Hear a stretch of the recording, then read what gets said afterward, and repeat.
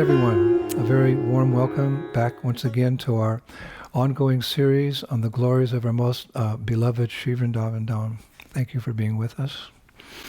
Nama Om Vishnupadaya Krishna Pashtaya Bhutale Srimati Bhaktivedanta Swaminiti Namane Namaste Saraswati Deve Gauravani Pacharine Nivishesha Shunyavadi Paschata Deshatarine.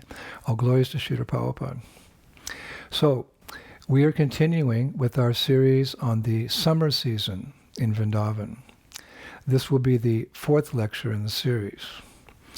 And as we mentioned in our last lecture, the 6 seasons of Vrindavan exist simultaneously in Vrindavan, each one in a different forest. In this regard, I found a really interesting feature of the 6 seasons in Srila Krishnadas Kaviraj Goswami's famous Govinda Lilamrita, chapter 12, wherein Kaviraj Goswami writes that the trees in one very special forest in Vrindavan all show the signs of the 6 seasons simultaneously, each tree. He describes the phenomena as follows.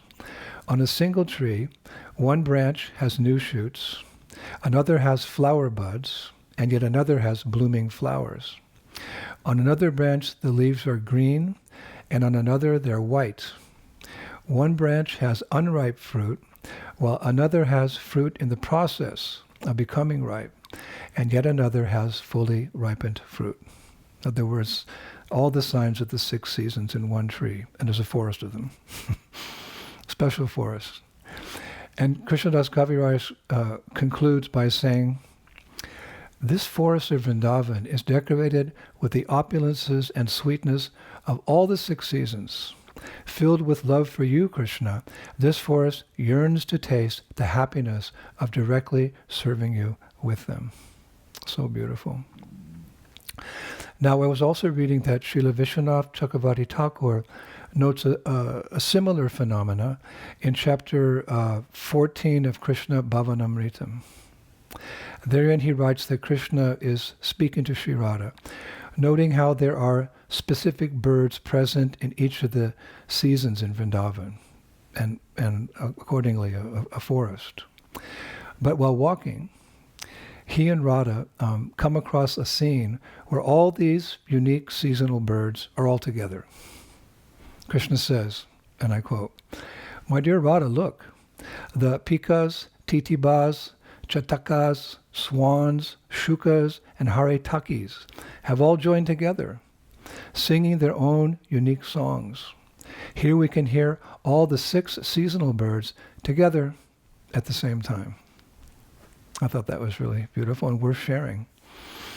So, for today's lecture, I would like to focus on how the various deities in Vrindavan's temples are worshipped in summertime. You may remember we discussed some time ago, a couple of months ago, how Vrindavan's deities are worshipped in the winter. It was all very interesting. So now we'll discuss how the deities are worshipped in summer. So in the month of Jeshta, May or June, when summer in Vrindavan begins in earnest, all the temples change their seva or worship according to the weather. It's actually said at that time the sun god, riding on his 12 horses, comes to Vrindavan to see his daughter, which causes the hot weather in Vrindavan. It's one of the reasons. And he also comes with his sister Loo, L-O-O. Her name means hot winds. Hot winds. Now, with this onslaught of the summer season, Vrindavan's deities, they don't wear bright clothes because that attracts the sunlight, such as red, yellow, and saffron. And neither do the pujaris wear these colors during the summer season. So what do the deities wear? It's very interesting. They wear the finest white mal cotton clothes. There's a type of cotton, mal, with very small borders of blue, green, pink, off-white, and other very light colors. Now I was reading, this cotton is so fine that one can actually see through it. and it can easily pass through a small finger ring. So sometimes the malmal cotton is printed with designs of sandalwood paste and turmeric. I read that somewhere. Now I was also reading that most temples in Vrindavan, like major temples like Radharaman, Radhaballabha, Radhashyamsundar, have special large water fountains around the area of the temple where devotees can congregate and keep cool, as well as smaller fountains on the altars for refreshing the deities. And for the pleasure of the deities in the afternoon, Brajabasis traditionally visit the temples and sing songs in ragas, in summer melodies, because a raga is like a melody that fits the particular time of the day, brings out the mood of that day, different types of ragas. So the summer ragas, which are sung by the Brajabasis in the afternoon for the pleasure of their deities, there's a list of the major ones. Malahar Raga, Bahar Raga, Megh Raga, Sarang Raga, Bhairava Raga, and a few others. And I found a beautiful description of Krishna playing a summer raga for Srimati Radharani. I found it in a book by a medieval Brajabasi poet. His name was Balaba Giridhara. And he writes, quote, "O friend, Lord Hari is sitting with his beloved Shri Radha in the shadow of a kunja.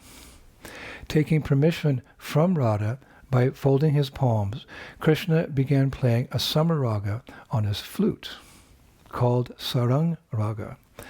But, this is interesting, while doing so, enchanted by the beauty of Shri Radha, Krishna missed a part of the melody. So when he finished, the poet describes, the treasure house of all artistic endeavors, Shri Radha, started playing her veena, that's her favorite instrument, her veena, in the same raga. And when she came to the part of the melody that the poet Balaba Giridhara says Krishna knowingly missed, Shri Radha played that part louder to show him the correct way to play it, to play that Shurang Raga. Then Balaba Giridhara, he says that in appreciation for playing the Shurang Raga on her veena properly, Krishna happily offered Shri Radha his very own Anka Mala. Anka Mala. What's an Anka Mala? I had to look it up. Anka Mala. It's a garland that goes around one's neck. We're very familiar with that. Anka Mala. Took it off and gave it to her. And then he embraced her. Very sweet summer pastime. Now, during the summer season in Vrindavan, all the temple room windows, you just imagine you're in the temple room, and there are windows there. All the temple room windows are covered with curtains made from a dark brown grass called kash or kush. We know of this grass. This grass's sweet smell and cooling nature is very famous in Braja, actually. I know that the Brajabasis also make a sweet perfumed oil, kush oil from this grass, dark green, very strong odor, sweet odor. And I was also reading that every afternoon, the Raj Bhoga Artik, the noon Artik, at that time the temple pujaris sprinkle Jamuna water on these grass curtains, which causes the atmosphere to become cooler, especially when that breeze, that lu, comes, and it comes up usually in the afternoon. It's very powerful. Blows through the windows, then everything becomes very cool because of that kush grass. And I was also reading that in most temples, in front of the altar in summer, there's a very large fan made from thick, colorful cotton cloth hanging from the ceiling with a rope attached to it. Now this is for the pilgrims. This is some special mercy. You can do some deity seva. Pilgrims and devotees are allowed to pull on that rope, which creates a special breeze for the deities. There's always a long line I've seen to pull that fan. Now in olden times, this type of fanning was used to cool down kings and emperors in the royal courts of the Rajputs, the Marathas, and the Mughals. But we know it's best to fan the King of Kings, Lord Krishna. Rupa Goswami writes in his Gandharva Sampartana Ashtakam, verse 6. He writes as follows, quote, about fanning. O Vrindavaneshwari, after enjoying loving pastimes with Sri Krishna on the banks of your Kund, your lotus face is brilliantly decorated with drops of perspiration. Both of you are relaxing on a jeweled simhasan beneath a desire tree. When will I be able to soothe you when you are present in such a condition by fanning you with a chamara? Fanning you. This is every Gaudiya Vaishnava's desire. You get a taste for that when you go to the temples in Vrindavan in the summer, and you can pull that rope, and the fanning is there for the deity. All preparation.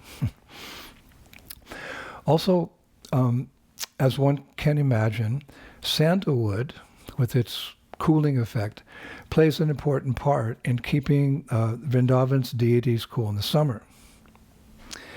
In summer, the deities can be seen, decorated with sandalwood paste in different designs. Like I've seen, designs of lotuses and leaves and flowers, etc., on the deities. And I also know that at the Toda Gopinath temple, a favorite temple of ISKCON devotees, in Jagannath Puri, there's a tradition of writing Radha in Bengali in big letters with sandalwood paste on the chest of Toda Gopinath each morning during summer. The pujaris do that. They write in Bengali, Sri Radha on his chest. But besides having a cooling effect on the deity with the sandalwood, there's a deeper, more subtle, more rasic reason for this. The acharyas say that when Krishna herds his cows in the hot season, summer season, under the sun, he feels the heat. But much more troublesome is the burning fire of separation that he feels from Srimati Radharani, because he's in the forest all day. So a moment seems like a millennium for her and for him. So more than just the heat of the summer, he's burning in the fire of separation. So the pujaris, they write the name Radha each day on Toda Gopinath's chest, or you could say his heart, in sandalwood paste with a tulsi tree twig, which the acharyas say helps to relieve the burning hot pangs of separation that Krishna or Toda Gopinath feels for his dearly beloved Sri Radha. So if you go to Jagannath Puri and you happen to see that Sri Radha, now you know the practical reason and you know the rasic reason. Now, in Jaipur during the summer, the deities, the Vrindavan deities that are there, Govindaji, Damodar, Gopinath, Vinod, and other deities, they're also decorated with designs of sandalwood paste, primarily on their foreheads and their cheeks. Yeah, if you've been to Jaipur in the summer, you can see Govindaji has a very broad face, and so on his cheeks and his forehead, there's beautiful. The pujaris are very expert at painting those designs on his face, and Gopinath and others as well. And during the summer in Jagannath Puri, I was reading, the deities of Jagannath, Baladev, and Subhadra are offered camphor powder on their foreheads and their noses to keep them cool. Perhaps you want to use some of these traditional techniques in the worship of your deities, but in the summer. And there's also a very old summer tradition in Vrindavan known as Kunja Nikunja Utsav. Kunja Nikunja Utsav. Or the tradition of placing deities each evening in a full bangla. A full bangla. We discussed this full bangla in another class. I think Krishna came into a kunj and the gopis had prepared this full bangla, which literally means a flower palace for him. So every evening in the summer in Vrindavan, such a flower palace is made for the deities. And it's made out of, you can note this down, pink roses, jasmine flowers, and mogra flowers. And that little flower palace or hut, however big you want to imagine it, it's placed on a platform called a Jagmohana, just outside the deity room. You have the altar, and there's always a platform before the altar, so it's placed there. And the deities are brought forward, and they sit in that cool flower palace to give darshan to their devotees. Now, in the case where the deities are very large, then they're brought out in the form of their smaller version called Utsavamurtis. Utsavamurtis. The deities are so big, sometimes they can't receive the full traditional ritual. So the smaller deities are brought out, non-different than them, and they're offered that seva. So I've seen that devotees and pilgrims, they love this tradition where the deities are brought forward in this flower palace, because it gives all of us the opportunity to see the deity up closer. And this is especially true in Radharaman Temple. They have these beautiful flower palaces. You can almost touch them, but you can't touch them, but they're so close. You see all the details on Radharamanji. It's a special time. Oh, summer's so hot, it's so difficult. Hey, you get to come closer to Radharaman. So on special occasions, I say special festival days, the full bhagla, they're made from different elements, not just flowers. I was researching it.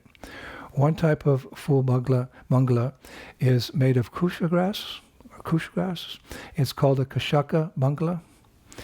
And then there's a palace made of mango leaves. It's called a keri mano rat. Then there's a palace, full mangala, made of banana tree trunks. You go to the temple and on the platform there's banana tree trunks. And the pujaris call that a kadli mangala. And there's also, in the summer times, you may come across in some temples more expensive versions, like a little palace made of sandalwood. I've seen that. Very intricate, very beautiful, designed and carved. That's called a chandan kagar. Chandan kagar. And then the most expensive one you may come across is called shital mangala. It's made of silver, pure silver. Radharamanji has one of those, and you can see it in the summertime. So throughout the summer, there's another nice seva for Vrindavan's deities called Lapak Japak Seva. It has a rhythm to it, right? Lapak Japak Seva, where pujaris, they wet special cotton handkerchiefs, especially made for this purpose, and they take them and they move them like this in front of the deities, which sprinkles the water, tiny drops of water, and it settles on the deities' bodies. I've seen it do it in a very beautiful way. They fan like this, or they move like this in intricate patterns, and the water goes on the deity, cools them down. Now, during summer, Vrindavan's deities are very lightly decorated in special jewelry. Nothing too heavy. For example, jewelry like pearls, sapphires, emeralds. It mentions seashells, sandalwood, and flowers. And I also found in my research that in the summertime, food offerings for the deities are placed on the altar in clay bowls and clay dishes, which are cooler, obviously, than metal plates or even silver plates that could be offered in summer, but they're too warm. So every detail is there to please the deity and make him cool in this very hot summer with these hot loo winds coming through. However, I also read that water pots for the deities to drink from are silver, but they're covered with wet white cloth to keep them cool. I don't know why, but the water's often in silver pots, but to keep the water cool, they're covered with these wet cloths like this. Every detail is thought out to please the deity. This is Krishna consciousness. So there's a special mantra that the pujaris use to offer this water in silver pots. Now the Sanskrit's quite long, so I'll just recite the mantra, which, they're offering water. Krishna says in Gita, offer me a fruit, a leaf, something very simple, but with devotion. So they're offering water with the following prayer. The Pujari says, may the waters of the Jamuna in this container bestow a pleasant, cooling feeling to Krishna the Lord of Braj. May this offering of water also be a service to Shri Radha on our behalf. Really nice. Other details of service to Vrindavan's deities in summer include not offering foodstuffs which increase the heat or the warmth in the transcendental forms of the deities. It's interesting. So when the cooks are cooking for the deities, they use less spices, less ghee, and items like dried fruits and seeds are not offered in the summer. Apparently that increases the heat in the body of the deity. Now, one last interesting piece of information is that large or heavy shringara, meaning like gold ornaments, jewelries, or turbans with heavy embroidery, are not offered to the deities in the summer. As I was mentioning earlier, very light decoration they do with shringara. Heavy gold, heavy silver, lots of jewels, heavy embroidery, it's a no-no. It's too hot. They're not offered to the deities in the summer. And in my readings, I came across a really nice historical incident in this regard concerning one of my heroes, and he may also be one of your heroes based on a lecture I gave a couple months ago, concerning Man Singh, that great general in Emperor Akbar's army 500 years ago. You may remember he's a great devotee. He arranged the red sandstone for building the Govindaji temple. He used to come to Vrindavan frequently after fighting battles in different parts of India. So one time he came to Vrindavan in the month of June, hot season, hot summer season, to visit the temples. And on this particular visit, news of his visit spread very quickly. So all the pujaris in the temples, they started dressing the deities in heavy gold and silver and, jewels and embroidered cloth, as I guess you could say as a way to impress the general. But when Man Singh arrived and he went to the different temples, took darshan of the deities, it's written that he was very disappointed to see them in such clothes with lots of heavy jewelry in the harsh, hot weather of summer. But when he went out to have darshan of Govardhan Hill, he was relieved to see the deity of Sri Gopal, whom Madhavendra Puri found, or now he's known as Srinathji, dressed in soft white cotton clothes, which we mentioned in the beginning of this talk. Soft white cotton clothes with neck beads only made from tiny shells and a long, thin rose garland. And on Srinathji's forehead was decorated with sandalwood paste. And everywhere in Srinathji's temple, as we discussed earlier, there were water fountains, keeping the temple premises cool. Now Man Singh also saw, it's interesting, pujaris pouring pots of Kera water, K-E-W-R-A. It has a beautiful scent. I use it in my puja. He saw pujaris pouring pots of Kera water mixed with camphor on the temple floor. Every effort was being made to serve Srinathji in the traditional way, the natural way, you could say. He also saw a very famous musician. His name was Kumban, and he was playing a sitar in a summer rag, just adding to this pleasant atmosphere.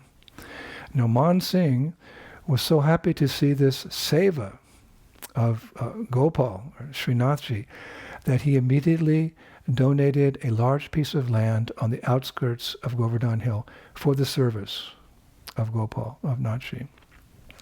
Because in those days, the deities literally owned lands where their vegetables and their grains and their fruits for their service was grown, as well as flowers. So he gave a huge piece of land just near Govardhan Hill, being pleased with the traditional way, the natural way of serving the Lord.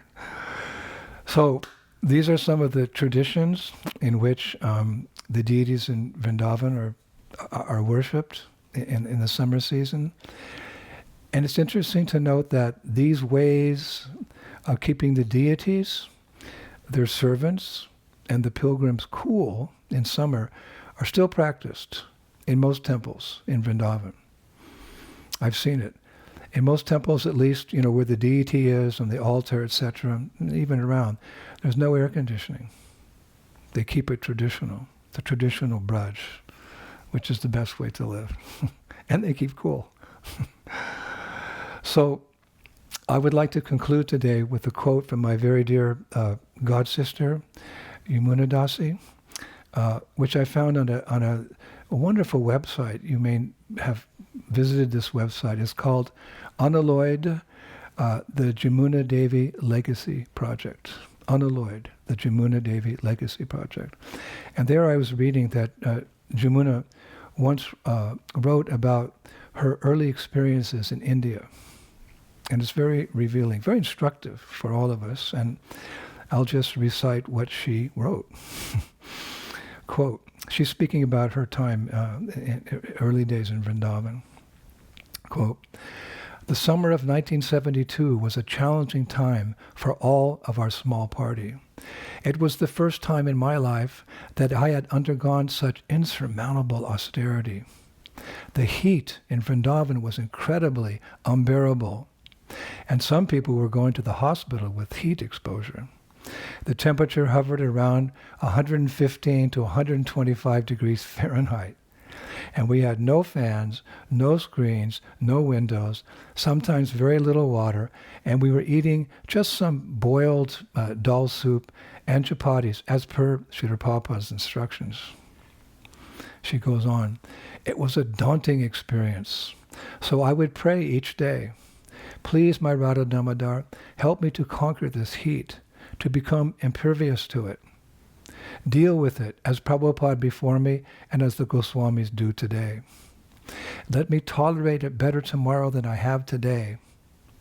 I have often reflected on an instruction, she writes, Srila Prabhupada gave me some months earlier in Calcutta. He must have foreseen me. He must have foreseen me in this situation. For he chuckled as he said, Yamuna Dasi, in Vrindavan you must become fireproof. Sometimes the heat is unbearable there. You have already lived in London and you have become waterproof. So much rain was there. So now you must become both fireproof and waterproof. Then you can live anywhere and everywhere and not be bothered. So she goes on. So on the spiritual platform, Vrindavan was one of the most glorious places to be in. We were surrounded by the lotus shelter of our acharyas and great Vaishnavas and Srila Prabhupada's work.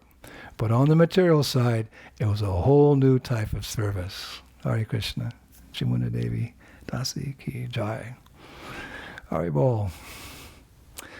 So that's some of the traditional ways which the Brajabasis worship their beloved deities. Just focused on the deities, keeping them cool in the summertime, in that hot weather and that loo, that wind which blows so hard that's like hot poison, it's described sometimes. Keeping the devotees, the pujaris, and the devotees cool in Sri Vrindavan Dham. So thank you very much. I hope that this lecture has given all of you some solace as well from the difficulties that we're all aware of now that are happening in the world in Europe and Eastern Europe. My heart goes out to everyone affected, not just the Ukraine devotees, but the devotees in Europe and Russia and everywhere who feel the pains of what's going on. Let us pray that Lord Nrsingadev protects all of our Vaishnavas and Vaishnavis. Hare Krishna. So I'll be back in a couple days with more solace, with more nectar from Sri Vrindavan Dham. All glories to Srila Prabhupada.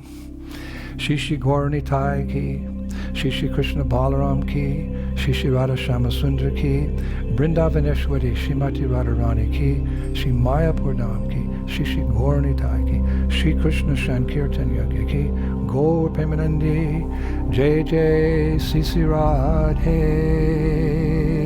Sham. Vrindavan in the summer key. All right, well.